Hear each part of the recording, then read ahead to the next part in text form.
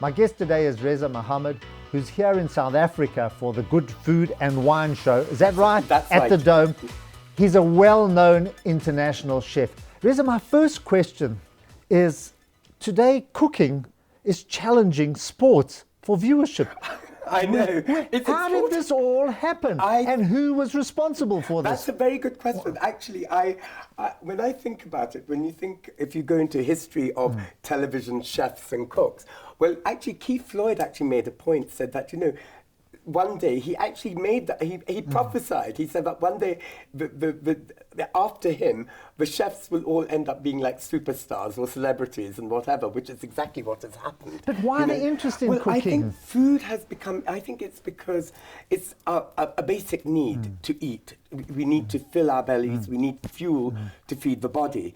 And also the other thing is that food has become, I think, people have become very obsessed. I think where it started, I think, more when guys really got into cooking was, I think, the Jamie Oliver mania, I think, partly with that. Because here's an oi boy who's done good, who's really sort of a cocky lad, sort of doing some, and he actually made food look very accessible for everyone, whether it was men or women or whatever, So I think the lads sort of aspired to that, I think, and I think there's a huge explosion on the food scene, as you know. I think even when I go back to London, I think, when is it all going to? When will the bubble burst? But it doesn't seem to be bursting because it's continuing, and it's getting stronger. When you stronger. mentioned Keith Floyd, I think the nicest thing about Keith Floyd is that he taught us to take the bread and dip it into the gravy. That's right. Something we couldn't do at tables, That's right. And that was the enjoyment of and he was food. a great entertainer, and he didn't care,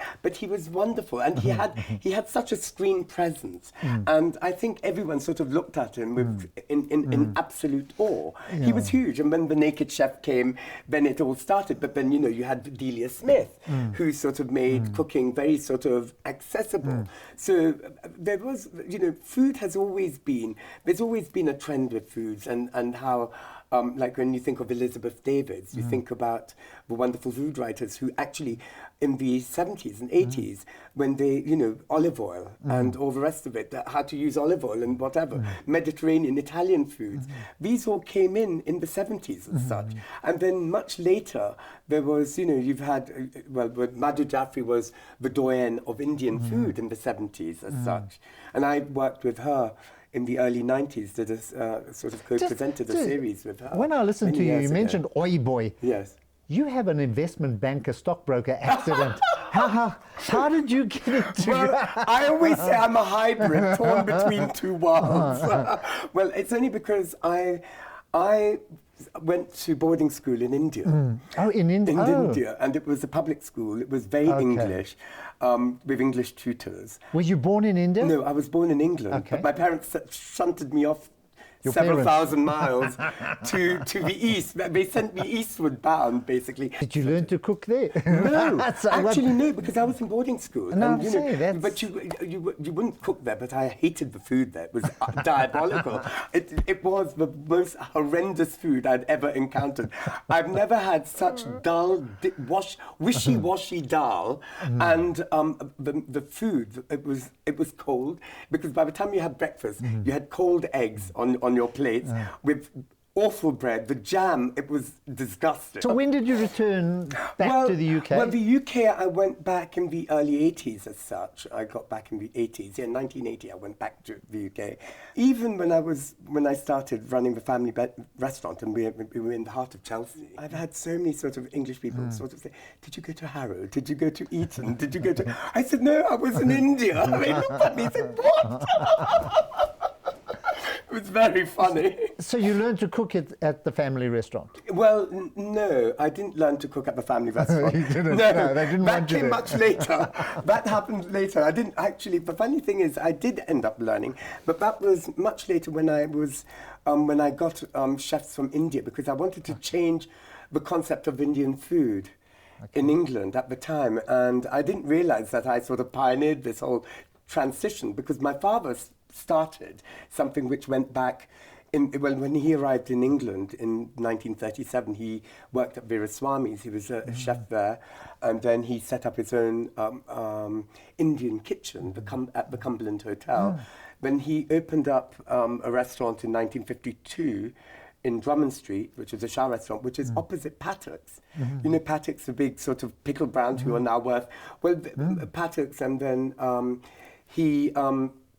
what he did, it was really interesting, his story, but the thing is that when I got involved, he already had set up a formula for how to cook Indian food for the Western palate, done in a certain way, which isn't really Indian. It was just to make people more, it made it more user-friendly for the British, because Indian food became quite popular because of the expats who came back from the time of the Raj. They had the India Club, you see, where they were serving food. But what happened was that much later, you know, you had all the Bangladeshi communities who started to cook in the kitchens. You didn't have real Indians cooking in the kitchens then.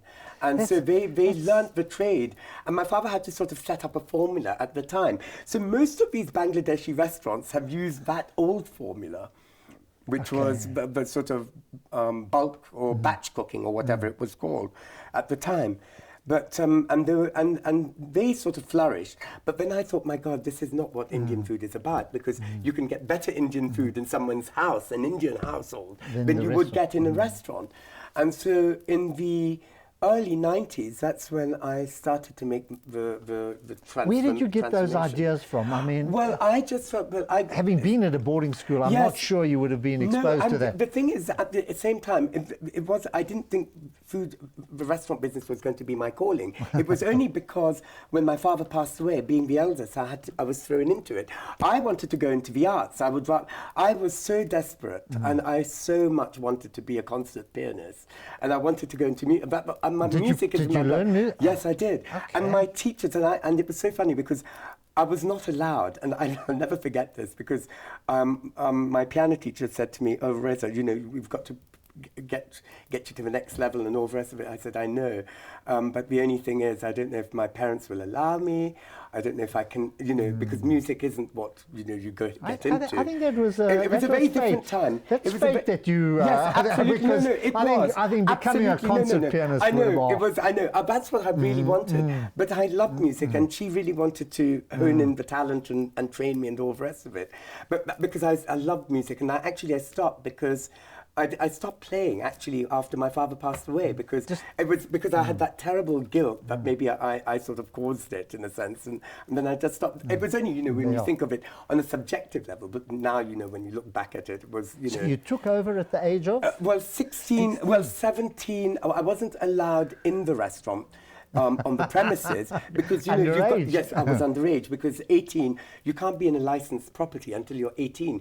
But I was upstairs in the office learning the accounts, doing the bookkeeping, and all that through our manager. So that's how I sort of got into it. And then ultimately, years later, I thought, well, this seems like this is going to be... I had sort of surrendered or yielded to the fact that I was going to be in the restaurant business. How did you get in front of the screen? Just somehow happened. Art Malik... I remember him for the movie. Yes. I loved that Art series. Malik he approached me. This was in the restaurant. Remember the series. This was many years ago. Art Malik came up to me and said, "Reza, look, Ismail Merchant is doing this thing called Curry Connections."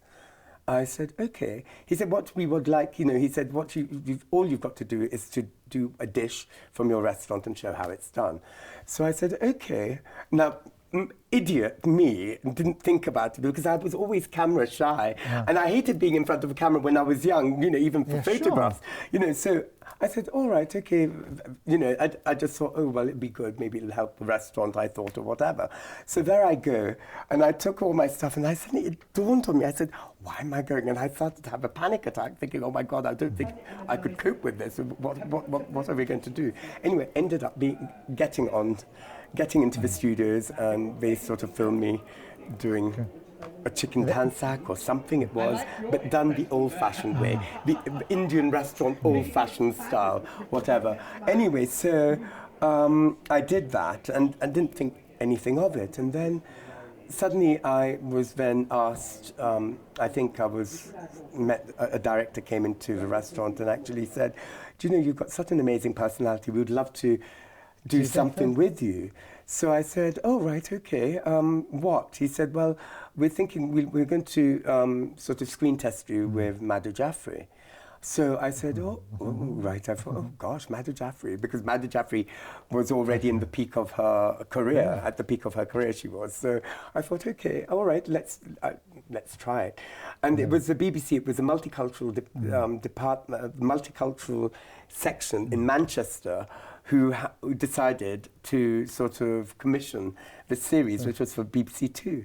So I did one episode because I didn't survive. There were supposed to be 8 episodes, but because of personality conflicts and whatever. Not that, it was just that I was so green, and I didn't have the confidence, and I didn't have the know-how, and also I wasn't sort of camera savvy or media savvy at the time, and it really freaked me out because in the old days the cameras, you know, it was like a huge set, like as if you were in a film, and I'll never forget when I started to talk. You're cooking live? Yeah, no, cooking or even walking and talking. I was trying to get my thoughts in one, you know, get my thoughts in, but then I couldn't get the thoughts. I couldn't. So it was in the brain, it wasn't coming out. Exactly, and I started to hesitate. I'm going and all this umming was too much umming occurred, and I thought, oh God, this is going to be really tough. But anyway, I sort of got into it. But then, you know, after the first episode, it was almost like they sacked me. I thought, wow, I've been sacked. Oh, wow. That was the first time ever. This was a BBC Two. I've never told this story, so it's very, very funny. Anyway, so I was sacked, and so I went back. And you know what? That was the time when I decided TV is not for me. I didn't want it. I didn't like it. It wasn't my medium. It wasn't what I really wanted to do. I'm happy being in the restaurant. If people want to interview me, I'm happy. Let them interview me. But I think somehow the dynamics do change ultimately. You know, you get more confident, or, you know, when you're talking to people and when you're being anchored by someone else, like you're anchoring me, you know. So we can have a conversation. I'm going to now, because this is a very short program. Sorry. And there's one question I need to ask you before we wrap up, and that. Yes. Have you thought about opening a restaurant in South Africa? No, I would be great to, but I think I've got some other plans. I'm thinking of trying to get a food brand in or do something. That's what I would like to do at some point. When you say a food brand, what would Meaning that be? to say do either sauces and spice mixtures wonderful. and things like that, which is what I would like to do. Reza, it's been wonderful being here. You are a great personality. Thank you. You're very full kind. of energy, and it's. You're very kind. I cannot understand how you were sacked. Even I was quite shocked at that. But I think it was only because with my inexperiences, that's what it was actually. But as you say, you know, one gets seasoned with time. Have a wonderful stay here, and good luck with the show. Thank you very much. You've been on the couch with me, David Shapiro, and celebrity chef Reza Mahammad.